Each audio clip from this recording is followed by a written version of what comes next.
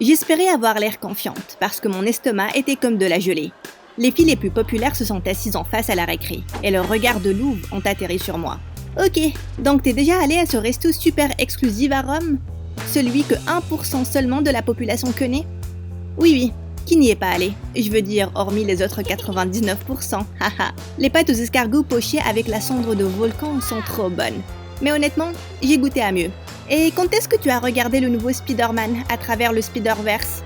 Octobre de l'année dernière. Je n'allais bien sûr pas le regarder avec le grand public. Ew, papa m'a dégoté une projection spéciale. Et qui est ton papa? On vient de le récupérer après sa 5e demande de rançon et de kidnapping. Donc je ne peux pas vraiment partager cette info. Tu vois ce que c'est, non? Je comprends totalement, meuf. Bienvenue dans le gang, Sophia. Ouf, ma recherche sur les gens stupides et riches a payé. Salut, je suis Sally de Los Angeles. Mais là, vous pouvez m'appeler Sophia. Ça sonne comme un prénom de fille riche et sophistiquée, non? S'il vous plaît, ne faites pas sauter ma couverture. Donc, concernant ça, je ressemble peut-être à une lycéenne normale, mais la vérité, c'est que je suis journaliste. Il y a à peu près un mois, notre journal a reçu une info anonyme, disant que quelque chose de louche se passait dans le lycée privé le plus élite du pays. Puisque j'ai eu mon bac il y a quelques années seulement, pas dans ce lycée, je ne suis pas aussi riche. Mon rédacteur m'a envoyé sous couverture pour enquêter. Là, j'étais avec les gamins les plus populaires du lycée. Et la première chose que j'ai remarqué, c'était qu'aucun ne semblait étudier beaucoup et ils faisaient la fête tous les jours. Mais ils avaient tous des A. La deuxième chose que j'ai remarqué, c'était un garçon nommé Matthew, qui ne semblait pas se fondre dans la masse. Et il se faisait constamment harceler par les idiots populaires. J'ai décidé de découvrir pourquoi. Donc un jour après les cours, je l'ai suivi. Il a marché une certaine distance quand soudain, une voiture de sport rouge clinquante s'est brutalement arrêtée. Les garçons populaires sont descendus et ils l'ont entouré. Leur leader Aaron a attrapé Matthew par le col. « Tu sais que tu dois faire ce qu'on te demande, Pinocchio. Tu es notre petite marionnette. Pourquoi tu fais le difficile? Je n'ai plus à faire quoi que ce soit. Je vais tous vous exposer, même si ça signifie que je vais me faire virer.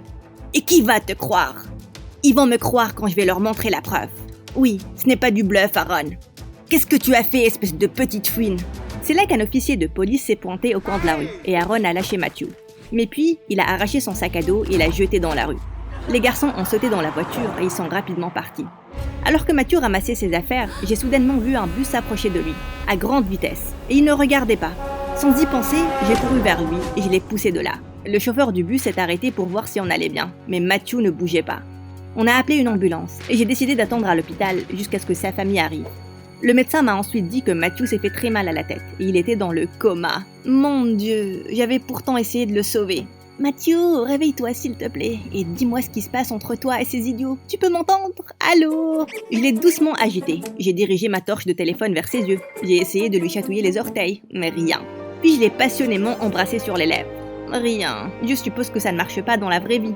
C'est là que je me suis retournée pour voir un couple qui semblait être les parents de Matthew. Ils étaient inquiets pour la situation de Matthew. Mais puis, à ma surprise, sa mère s'est tournée et m'a enlacée. On a reçu le rapport entier de l'accident. Et tu étais très brave en t'impliquant et en sauvant sa vie. Le médecin est optimiste. Il dit qu'il se réveillera une fois l'œdème cérébral parti. Matthew n'a jamais parlé de toi. Mais on est content de savoir que tu es une petite amie si attentionnée. Petite amie? Ah bien sûr qu'il pensait ça, avec mon baiser passionné. J'étais sur le point de les corriger et quand soudain, j'ai eu une idée. Oui, Matthew est un super petit ami. Un adorable homme, je veux dire garçon. Homme-garçon. Quel âge bizarre. Est-il un homme? Un garçon? Qui sait? C'est un super gars. Et rapidement, j'ai reçu une invitation pour aller dîner chez eux le lendemain. Je suis partie avec un sentiment partagé. Oui, je montais à ces gentils gens, en me faisant passer pour la copine de leur enfant comateux. Ce qui était mal, mais Matthew savait quelque chose sur les lycéens populaires, et je devais découvrir ce que c'était. Le lendemain au lycée, j'ai vu Aaron et les autres idiots rigoler de l'accident. C'est bien que la situation de Matthew s'est arrangée toute seule. Ha ha ha ha. De quoi vous parlez les gars? Pourquoi on s'intéresse à ce raté de Matthew? Oh Sophia, t'es mignonne, mais t'es trop nouvelle pour nous, pour partager nos secrets. Tu dois gagner notre confiance, tu sais. Ok. Et comment je fais ça? Je suis sûre que Matthew bluffait, mais il prétend avoir des dossiers sur nous. Peut-être une vidéo? Tu penses pouvoir découvrir s'il a quelque chose et me l'apporter? C'est trop facile. Je peux aller chez Matthew, faire semblant d'être sa copine dévastée et je vais regarder dans ses affaires. S'il y a un truc à trouver, je le trouverai.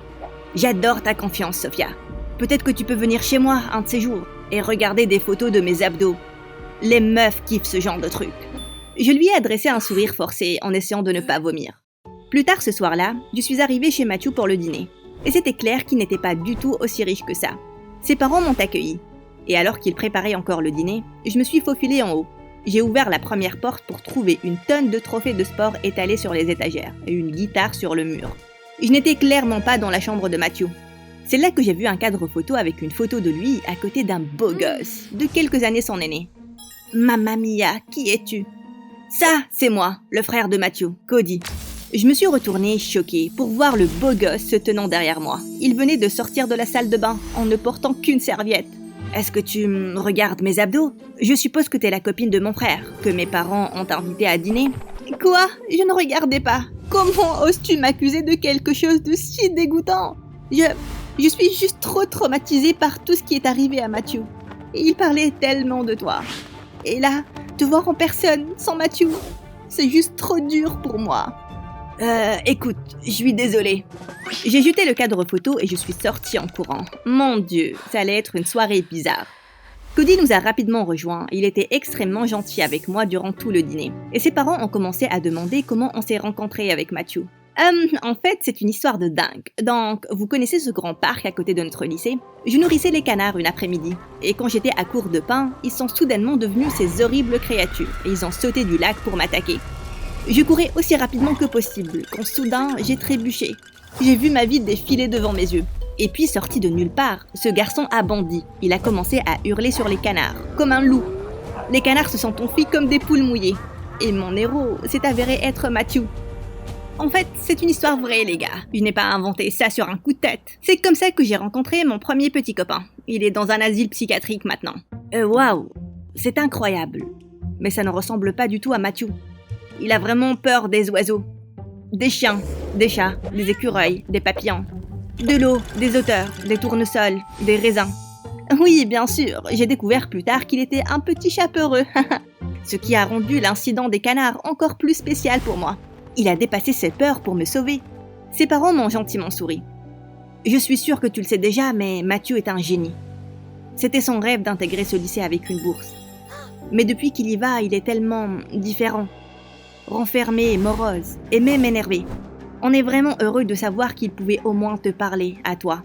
En partant ce soir-là, je me sentais assez mal d'être une grosse menteuse. Et je n'étais pas du tout proche de la vérité.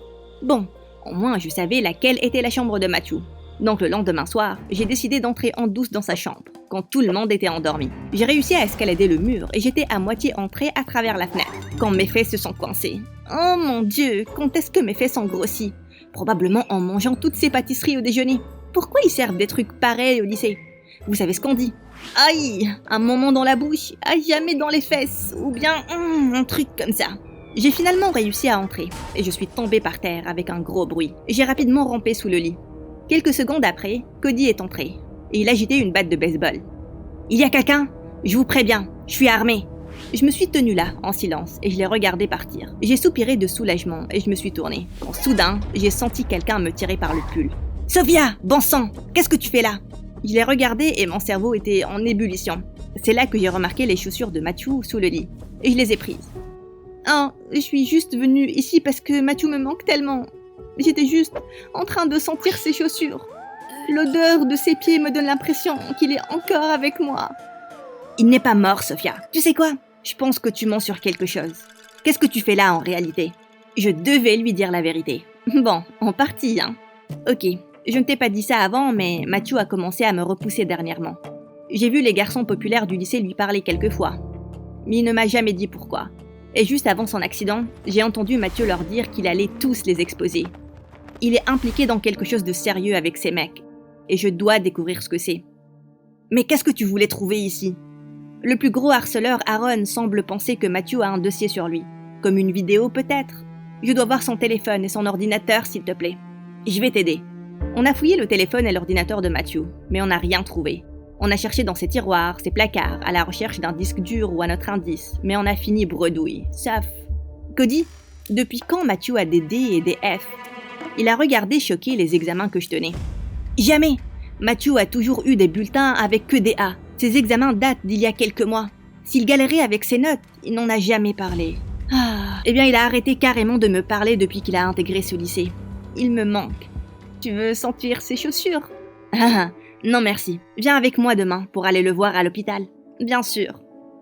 On a commencé à aller ensemble à l'hôpital et je pouvais voir combien Cody aimait son petit frère. Et on s'est souvent retrouvés en train de traîner ensemble après.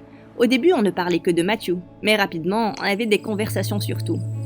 Il semblait me trouver amusante et j'aimais le faire rire avec mes bêtises. Ses parents adoraient m'inviter aussi. Il n'a pas fallu beaucoup de temps pour que je craque vraiment pour Cody. Je veux dire, ça m'a pris littéralement une semaine. Bon, en fait, une seconde, quand je l'ai vu avec cette serviette. Mais bien sûr, je ne pouvais rien dire, parce que j'étais une journaliste professionnelle sous couverture. Et encore plus important, la fausse copine de son petit frère. Entre-temps, au lycée, j'ai rassuré Aaron en lui disant que j'avais fouillé tout ce que Matthew possédait, et il n'avait rien sur Aaron ou ses amis. Donc, tu peux me dire maintenant c'est quoi toute cette histoire? Je veux que tu me fasses confiance, Aaron. Je pense que je peux. J'ai remarqué que tu avais des C et des D à tes examens. Oui, j'étais assez occupée à fouiller la maison de Matthew.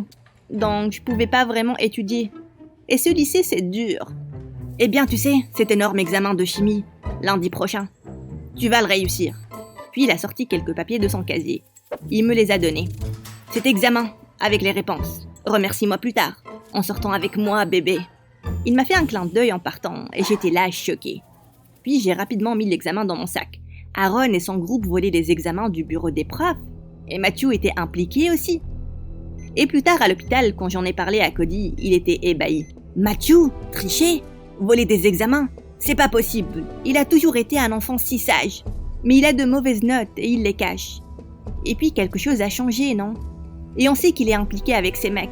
Il a dit qu'il allait les exposer, même si ça voulait dire qu'il allait être renvoyé. Je peux à peine y croire. Qu'est-ce que tu as fait, Matthew? Réveille-toi et dis-moi. J'ai mis ma main sur celle de Cody pour le réconforter, et la manière avec laquelle il m'a regardé a fait battre mon cœur. Puis il a rapidement éloigné sa main. Sophia, tu es la copine de mon... C'est là que la porte s'est grande ouverte. Une fille petite avec des cheveux bouclés est entrée en courant, m'a poussée et s'est jetée sur Matthew. Oh mon Dieu, je suis venue dès que j'ai entendu. Allez, Matty, je suis ici maintenant. Réveille-toi. Et puis elle a déposé un gros baiser sur ses lèvres. Pourquoi le baiser du vrai amour ne marche pas? Il devrait peut-être le gifler très fort. Attends, qui es-tu? Je suis sa copine, Penny. Matt et moi, on sort ensemble depuis 2 ans, depuis son ancien lycée. Mais j'étais loin avec ma famille durant 1 mois, dans un camping où on n'avait pas de réseau. Et je n'avais pas parlé à Matt depuis des semaines. Quand je suis rentrée, un ami m'a dit qu'il était dans le coma. Tu es Cody, n'est-ce pas? Oh, mon beau-frère, je suis là pour toi. De quoi tu parles? C'est elle, sa copine, Sophia. Pourquoi tu ne dis rien? Je suis juste sans voix. Quoi? Je suis sa copine, sa seule et unique. D'où sort cette sorcière? Matthew m'a sauvée des canards. Oh mon Dieu! Il jouait avec nous deux, sur 2 tableaux. Je suis vraiment une mauvaise personne. Hors de question que je lâche mon homme pour une grosse écervelée qui porte du Gucci. Toi et moi, dehors, maintenant. Je ne savais pas quoi faire. Je ne pouvais pas révéler tous mes mensonges. Je devais donc me battre avec cette fille pour mon copain. Une foule s'est rassemblée devant l'hôpital pour regarder le crépage de Chignan. Ah, j'étais vraiment dedans maintenant. C'est un nid d'oiseau que tu as sur ta tête, là? Waouh! Tes réponses sont pathétiques. Ma mère peut faire mieux que ça, Godzilla. Puis elle m'a attaquée et elle était dingue. Elle faisait du maudit kung-fu. Elle m'a frappé à l'estomac, m'a frappé à l'œil, m'a tiré les cheveux et m'a mordu la jambe. Elle aurait pu me tuer si Cody n'était pas intervenu. Et puis elle est rapidement allée voir Matthew. Sophia, tu vas bien? Allons voir un médecin. Non, j'y vais bien. Aïe, peut-être de la glace pour mon œil là. On s'est assis sur un banc dehors et Cody tenait un sac de glace sur mon visage. J'ai l'impression de ne plus savoir qui est mon frère. Il vole des examens, il a 2 copines. En parlant de ça, je suis vraiment désolée, Sophia. Matthew ne mérite pas de belles filles qui se battent pour lui. Tu penses que je suis belle? Eh bien oui, si ça t'aide, tu l'es plus que Penny. Ça aide, oui. Cody était tellement proche de moi, il était irrésistible, et je me suis retrouvée à me pencher et à l'embrasser. Il m'a embrassé en retour, et puis soudain, il a sursauté. Non, non, c'est horrible. Attends, qu'est-ce qui est horrible, le baiser ou la situation? Non, le baiser était super, la situation est horrible. Sophia, comment as-tu pu m'embrasser? Tu es la copine de mon frère. Eh bien, il a déjà une autre copine. Je ne sais même plus qui je suis dans cette situation. Tout ce que je sais, c'est que je ne peux pas faire ça alors que mon frère est dans le coma. On devrait peut-être prendre nos distances. Et après ça, il est parti. Ah, ça devenait vraiment compliqué. Je savais qu'Aaron et son groupe volaient les examens et avaient des notes parfaites pour intégrer les meilleures facs. Peut-être que c'était suffisant pour mon article, mais mon rédacteur a dit que j'avais besoin d'une preuve plus solide. Parce que c'était ma parole contre la leur. Me sentant abattue, je suis allée rendre visite à Matthew un jour. Il était seul. Et puis, l'infirmière m'a dit que Matthew portait une clé USB autour du cou. Et ça s'était cassé aujourd'hui. Je l'ai remerciée et elle me l'a donnée. Et puis, j'ai rapidement sorti mon ordinateur et j'ai inséré la clé.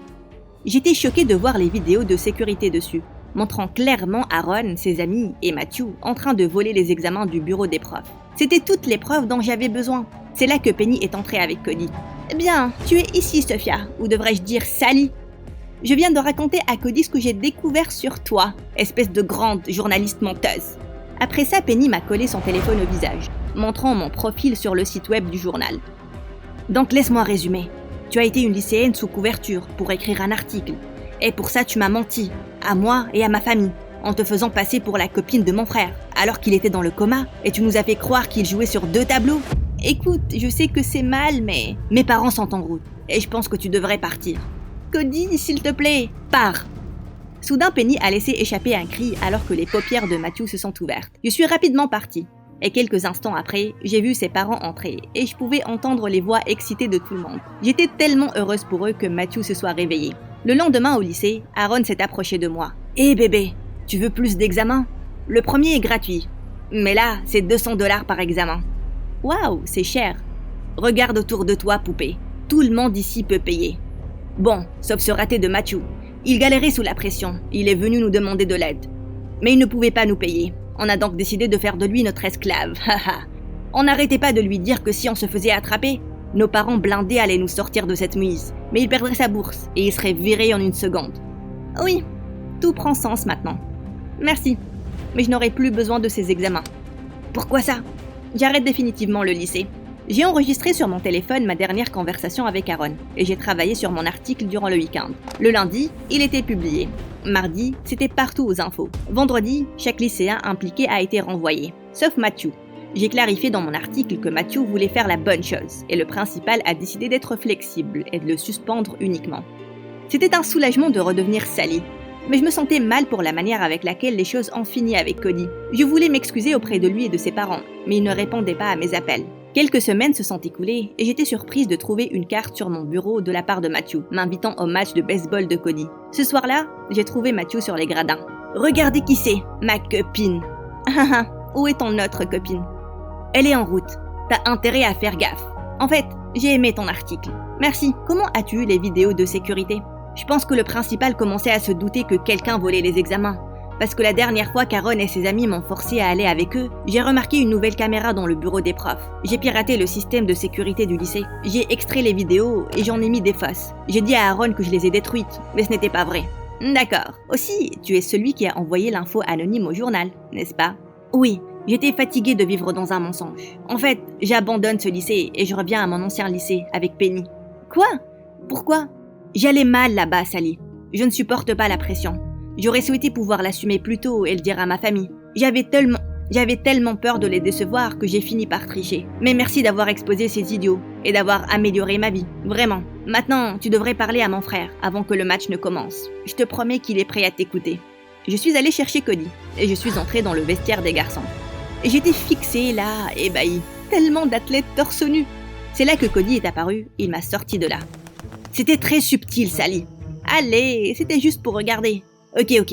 Écoute, Cody, je te dois des excuses. Je suis désolée de t'avoir menti, à toi et à ta famille. Mais j'essayais de faire mon travail et d'aider Matthew aussi. Ce n'est pas une bonne excuse pour tous mes mensonges, mais ce n'est pas aussi mal que ça non plus, non ? Je suppose, surtout que tu as aidé Matthew à arranger les choses. Et tu as rendu toute ma famille heureuse. Je pense que ma mère souhaite toujours que tu sois la copine de Matthew. Et toi ? Oh, je suis très heureux que Penny existe, parce que maintenant, je peux faire ça sans me sentir coupable. Et puis, il m'a tiré pour un baiser.